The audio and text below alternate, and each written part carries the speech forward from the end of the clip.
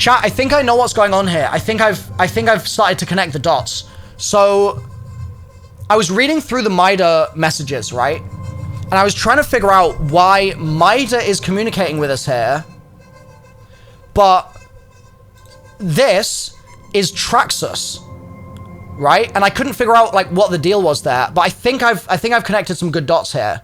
So Traxxas, I believe, based on the fact that we have this cave crawler, and this is like a design for a product, basically, the implication I'm getting is that Traxxas creates this technology, right? They're a contracting company, seemingly. And I think the UESC has contracted them in this instance to either create these satellites in the first place, or specifically at least to align these satellites in this way. And the satellite realignment is happening on a regular basis. And I think that the UESC wants people to think that they are reading signals from space, which are just normal whatevers, right? It's like, it's nothing to see here. It's not a big deal. But I think what Mida is trying to get at is that if we go down here, UESC has eyes everywhere, never disclose actions. And then if we go further, never apologize for disruption, patience, shutdown, breakdown, subversion underway, UESC threats empty. I think UESC is talking a big game, right? But Mida's goal, when they say all operatives welcome here, and especially this with louder, controlled, monitored, weaponized, I think they have decided that actually this, right, which the UESC says is nothing, this is actually signal from Tau Ceti with evidence of the UESC's crimes against humanity or alien kind or whatever, whoever they are, right? And I think that that's what this is all getting at, is that the UESC says that it's a routine transmission from Tau Ceti. The UESC says that it's nothing to see, it's whatever, right? And when the satellites align, maybe the UESC says, oh, it's just a technical malfunction, we'll just recharge them and it's no big deal, right? So the UESC's propaganda here is what Mida are trying to undermine, and they're saying, we see the truth beneath the static. When you do this satellite alignment, this isn't just noise that you're hearing, but you're actually hearing the very data that exposes what you've been covering up this whole time. The signal bleeds through their jamming, right? Despite their attempts to lock away the truth, to bury the evidence, and to silence the literal dead from Tau Ceti. Despite all of that, not just Mida, I thought it was Mida was persisting and insistent, but it's that the signal from Tau Ceti is persistent because the truth is persistent. You can't eternally cover it up. All Mida is trying to do is push us over the edge so that we can finally tune in and hear it, right? That's why we're trying to free the data, and in doing so, to arm the truth. That's why they're saying the signal is coming, right? The truth is coming. Are you ready? Rise, rise, rise. The rising that needs to happen here, it's not the hog cranking we've been going on about, as much as that assists in the process. But I'm pretty confident we need to rise so that we can essentially hijack the realignment process that's happening here. UESC is trying to lock down comms. UESC is trying to keep it under wraps. But actually, when the realignment and the recharge is finished, that's when we can prep for final signal disrupt, because that's when we're going to push to hijack the satellite situation, receive the signal ourselves, right? And then finally expose the truth. I'm pretty confident that's where this is all going. Mida's whole goal is not to push their own propaganda. It's not to push their own ideology. It's just to prevent the UESC from having a monopoly on information transfer and propagation. It's trying to make sure that at least we can have a fair fight with everyone knowing what that signal says. I feel like I've tapped into it here, chat. And everything that they've tweeted so far aligns with that idea. So let me know if this is a cook. I was about to go to sleep on this bed. I was about to sleep right there because we've got this 6-hour window that we weren't expecting. But in a moment of I don't know, luminosity beaming into my head from the heavens, could that be it?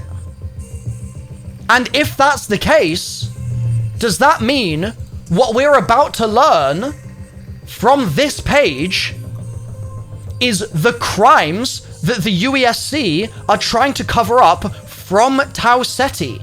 The screams of the dead. Are we about to hear a dying civilization, chat? A dying race?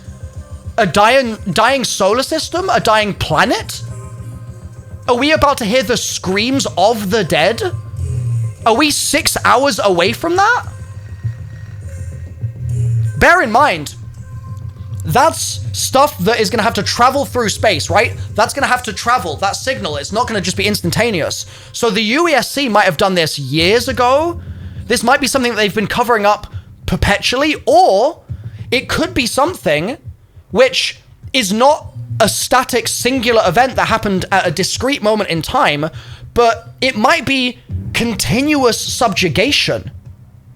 It might be that this isn't just an event, right, that they are covering up from years ago, but the reason that they need to continuously intercept this signal, the reason they need to continuously encrypt all this information, right, as they've been saying in the snake image here, right here, as they've been saying to us, right, it's not an accident, it's not noise, they always say nothing to see, etc. But what if the UESC continuously has kept Tau Ceti in chains? And we now are finally going to hear the answer to that. And we're going to use that to undermine and usurp the UESC once and for all. Whatever has been done to Tau Ceti, we will rise up and we will claim it back. We will free them from their shackles. The ball and chain of the UESC around their leg will finally be unlocked, chat. It's gone on for too long. And not only has the crime itself gone on for too long, but the hiding of the crime as well. And we're going to fix that. We're going to get in there. We're going to infiltrate. And then as runners, we're going to extract. Is that marathon? Maybe. Or maybe I'm just cranking my hog. Let me know. The cook isn't finished. Okay, the cook's not done. So, it's all well and good, right? It's all well and good what we've been talking about here. But how does that relate to the future once we hear this signal, right? If we're hearing the screams of this dying planet, what's going to be done about that? And how does that interlink with the fact that Bungie have stated that Marathon is all about player-driven narrative, right? It's all about that. So where does this put us, hearing this signal? And my thinking is that the perfect payoff for this ARG would be to be in a scenario where we hear the signal and then we do something about it, chat. Because we're not just passive in all of this, okay? We have a choice to make.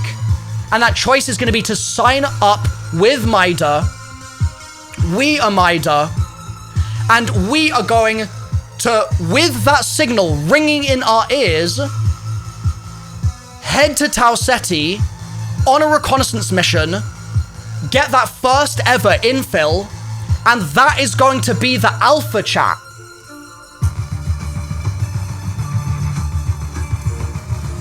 alpha is going to be us acting based on the crimes that we cannot stand for any longer.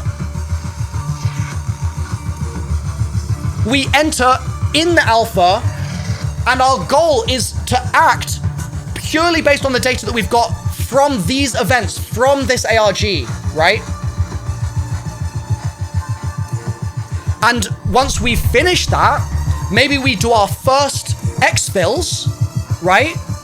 We extract, and with that information, that data, maybe that's what then sets up the full war campaign, the full uprising of Maida and perhaps the rest of the galactic system against UESC oppression.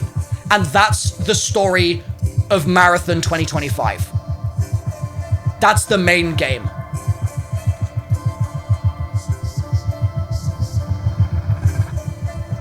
And it's all based on what we do.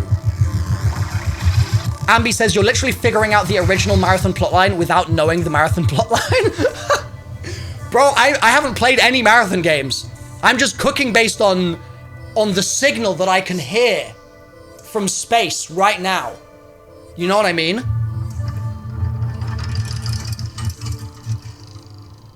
Let me know if I'm cooking or not, chat. You guys let me know.